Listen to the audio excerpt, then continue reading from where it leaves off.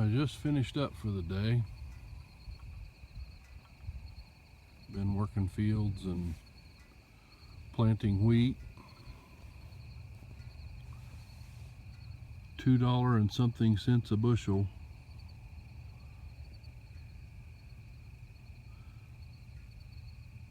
Is the price for next summer.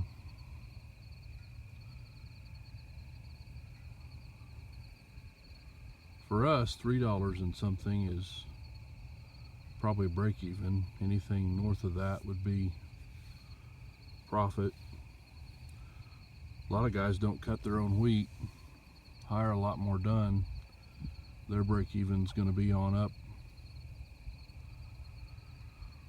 on north of that. So the question is, why are we doing it? The answer is, I don't know.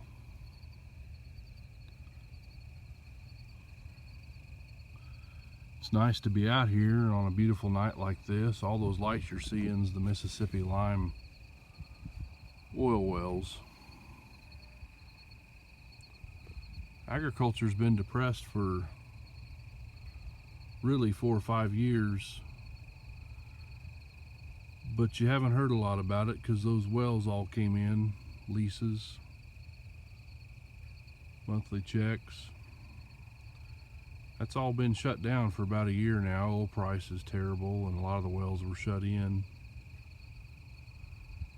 So now you're hearing about it. The joke I always tell is a couple of oil wells make you a really good farmer.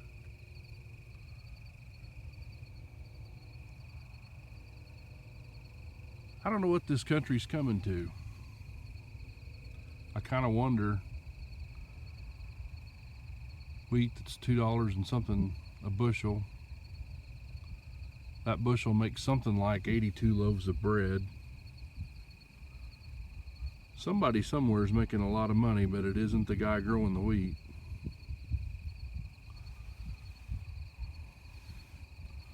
The working class in America,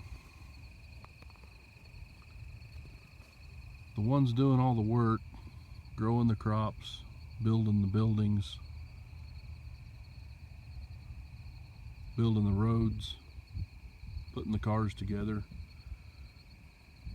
Everybody's just living paycheck to paycheck. I work a technology job, I work in banking, and you see it. You see it every day. See people's accounts. And this economy is rough.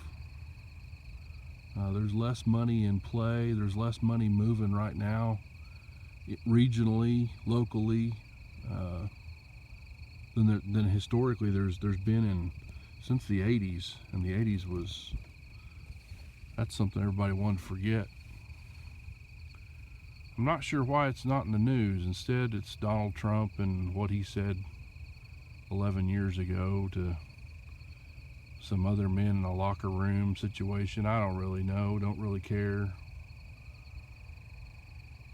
The stuff that matters isn't being reported. You can take that to the local level, whether it's the Alva Review Courier. All they want to do is chase their pets, their little things they want to report on or things they want to support. And that model goes all the way to Washington. They all have their little things they want to support, their little House bills, their little laws, their little pork for each other. What's going to happen out here? I don't know. 40 years ago, there was a house on every quarter of land. There was a family there, and that quarter would support them. Most of those houses are gone. Now it takes 1,000 acres or 3,000 acres or 5,000 acres to support a family. So we get big, we buy big equipment, we run big hours, we spend big money. And at the end of it all, I don't know that we have any more than that little family on that 1 quarter of land. Anyway, that's a day of listening to the news on the radio and pondering things and kind of spilling my thoughts out here on a peaceful night. Something's got to change in this country, and I don't know what it is or how it's going to happen. But us working folks are going to have to take it back, or we're not going to be here. Then the question comes, so who raises the wheat for their bread? Who raises the cattle for that steak on their plate? Where's it going to come from? Brazil? Peru? We're going to ship it in? I don't know. All questions I have, no real answers. Didn't want this video to be too long. It's too long already. I'll quit rambling, but if you have any thoughts on the things I'm saying, feel free to mark them up. I'll probably tag this on Facebook. Tell me what you think.